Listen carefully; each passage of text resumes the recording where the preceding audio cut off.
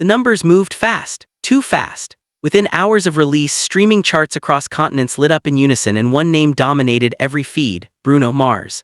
A surprise fourth solo studio album, The Romantic, reportedly debuted at #1 across worldwide and European Apple Music charts, igniting one of the most explosive digital rollouts of the year. According to chart tracking reports circulating online, The Romantic marks Bruno Mars' first solo studio album since the Grammy-winning era of 24K Magic. The self-written and self-produced project is said to have reached #1 on Apple Music in 18 countries, topped US iTunes and 19 international iTunes markets including the United Kingdom and Canada, and propelled its lead single, Risk It All, to #1 on the US Apple Music Song Chart. All 9 tracks from the album reportedly landed inside the US Apple Music Top 30 simultaneously, a rare feat that signals not just curiosity but full album consumption. For Bruno Mars, this moment feels both familiar and transformative. Born Peter Gene Hernandez in Honolulu, Hawaii, Bruno Mars built his career on discipline disguised as charisma. Before the sold-out arenas and Super Bowl halftime glory, he was a songwriter crafting hooks behind the scenes for artists like Flo Rida and CeeLo Green. His breakout as a solo act in 2010 introduced a new kind of pop star, one who blended doo-wop harmonies, funk basslines, reggae bounce, and classic R&B showmanship with modern hit-making precision. Albums like Doo-Wops and Hooligans and Unorthodox Jukebox established him as a radio force. 24K Magic in 2016 elevated him to cultural icon status, sweeping the Grammy Awards and reviving 90s funk aesthetics for a new generation. Now, if the early data surrounding The Romantic holds, Bruno Mars may be staging one of the most calculated digital comebacks of the streaming era. The lead single, Risk It All, reportedly surged to #1 on US Apple Music, while trending near the top of global YouTube rankings with over 6 million views in 24 hours. On the Apple Music Global Top 100, it entered at #2. Meanwhile, returning tracks like I Just Might reclimb the charts, suggesting that listeners are not merely sampling but immersing themselves in the project's emotional arc. Industry observers note that dominating both Apple Music and iTunes simultaneously signals broad demographic reach. When you see both streaming and pure sales spike together, that's not passive listening, said a Los Angeles-based digital strategist familiar with major label rollouts. That's fan mobilization plus mainstream adoption. Very few artists can trigger both at once. Bruno Mars has always operated in that rare space between technical musician and global entertainer. His collaboration project with Silk Sonic, the retro soul duo with Anderson .Paak, proved he could pivot creatively without diluting brand identity. But The Romantic, described as entirely self-written and self-produced, suggests something more personal, perhaps even introspective. Music critics have long argued that Bruno's greatest strength is restraint. He doesn't flood the market, he disappears, he recalibrates, then he returns with a tightly engineered body of work. That scarcity strategy has preserved his mystique in an era of constant content churn. Bruno understands the long game, said one New York-based pop critic. He studies eras, he studies legends. He doesn't just drop songs, he crafts moments.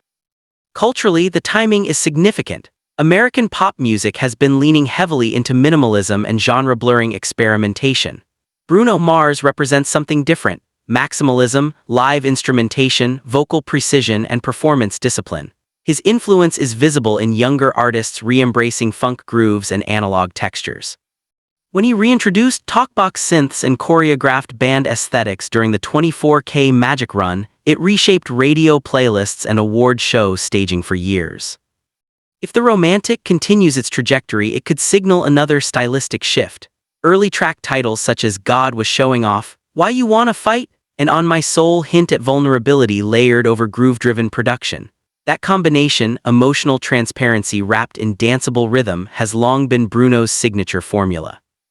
Behind the glamour lies an artist notoriously meticulous in the studio. Producers who have worked in his orbit describe marathon sessions, live instrument layering, and dozens of vocal takes to capture nuance. He's old school in the best way, said a veteran session guitarist who once collaborated with Mars. He'll chase a snare sound for hours, not because he's unsure, because he knows exactly what he wants.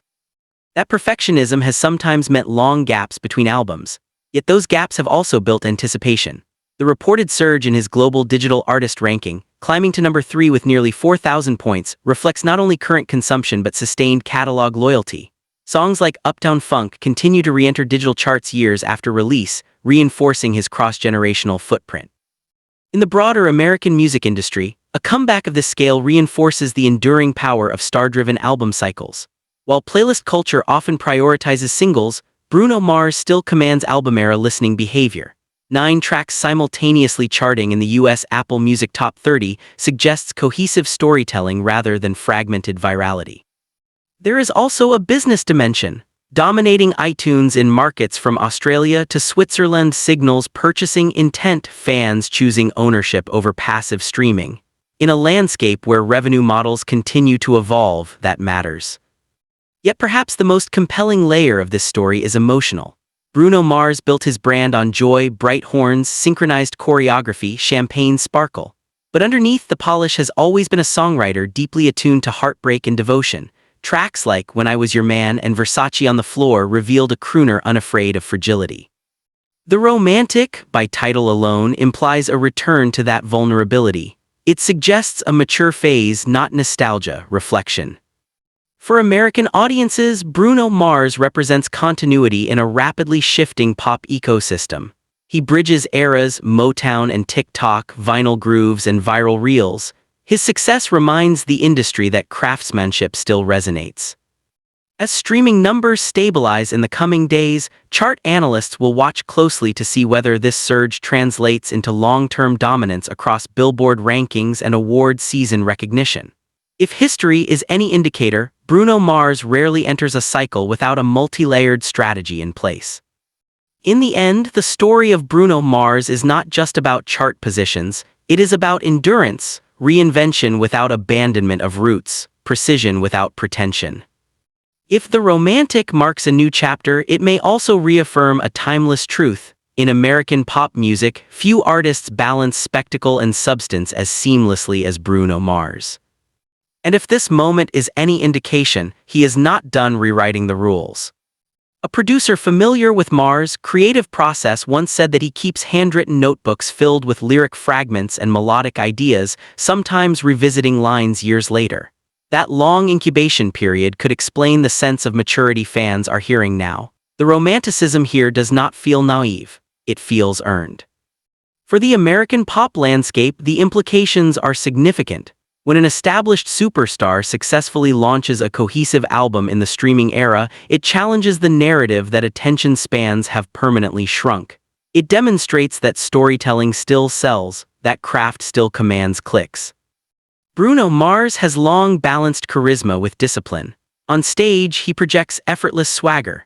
In the studio, by most accounts, he is exacting. That duality has fueled a career that includes multiple Grammy wins, sold-out global tour, and a catalog embedded in wedding playlists and sports arenas alike. The coming weeks will determine how the romantic translates from platform dominance to industry benchmarks such as Billboard chart placement and award season consideration. But the early digital indicators suggest something more than a fleeting spike.